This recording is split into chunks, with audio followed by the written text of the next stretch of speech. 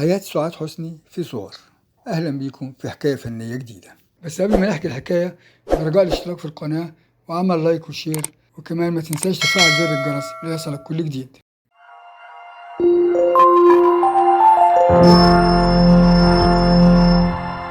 في جميلات كتير ظهروا على الشاشة: ليلى فوزي، ليلى طاهر، فاتن حمامة، ميرفت أمين، مريم فخر الدين، ممثلات كتير حلوين. لكن دي بالذات قالوا عليها أجمل وجه ظهر على الشاشة. ولأن الصورة ب1000 كلمة فمش هنتكلم كتير، وهنسيبكم تستعرضوا الصور النادرة دي وتحكموا بنفسكم هل فعلا سعاد حسني صاحبة أجمل وجه على الشاشة ولا مين؟ الصور دي بتستعرض حياتها من الطفولة لحد الممات، وهنستعرض معاكم أزواجها ال5، فإزاي الزوج الأول والرابع كانوا مفاجأة.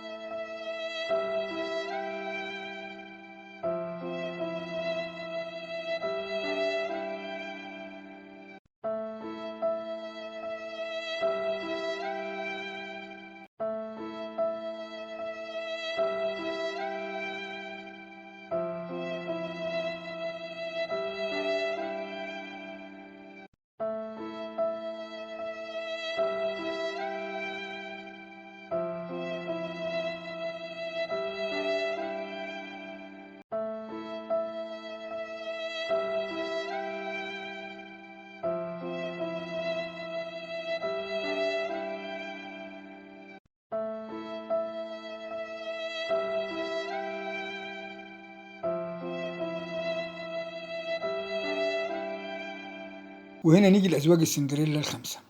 الزوج الأول كان مفاجأة، عبد الحليم حافظ اللي اتجوزها في السر جواز عرفي واستمر جوازهم 6 سنين. أما الزوج الثاني فكان المخرج والمصور السينمائي صلاح كريم اللي أخرج لسعاد حسني فيلم الزواج على الطريقة الحديثة. الزوج الثالث المخرج علي بدرخان اللي قدم لها مجموعة من الأفلام الجيدة وعلى رأسها فيلم الكرنك. أما الزوج الرابع فهو الفنان الراحل زكي فطين عبد الوهاب نجل الفنانة الكبيرة ليلى مراد اللي عرضت الجوازة دي بشدة، لأن ساعتها كانت سعاد حسني عندها 41 سنة، أما فطين عبد الوهاب فكان لسه طالب في معهد التمثيل وما كانش كمل 22 سنة. أما آخر أزواجها فهو السيناريست والمؤلف ماهر عواد اللي اتجوز الفنانة سعاد حسني سنة 87 وفضلت على ذمته لغاية ما ماتت في لندن سنة 2001. من فضلك إذا عجبك الفيديو شرفنا بالاشتراك في القناة وعمل لايك وشير، وكمان ما تنساش تفعل زر الجرس ليصلك كل جديد. شكرا، السلام عليكم ورحمة الله وبركاته.